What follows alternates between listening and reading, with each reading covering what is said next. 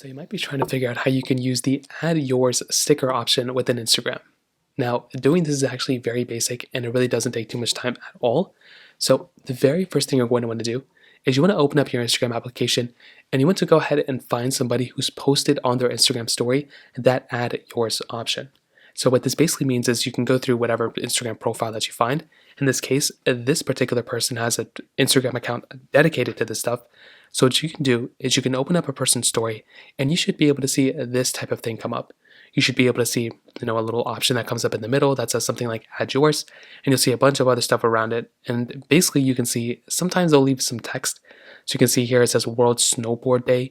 Now, if you want to, you can go ahead and click on the Add Yours button at the very bottom of that particular page.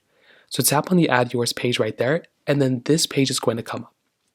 Now, what you can do here is you can go ahead and move this particular box around. So you can move it up, down, you can hold it down and move it wherever you want to. You can also make it smaller or bigger. It completely depends on what you want to do. Now, what you can do here is you can go and take a photo of whatever you want. So it's just like a standard Instagram story.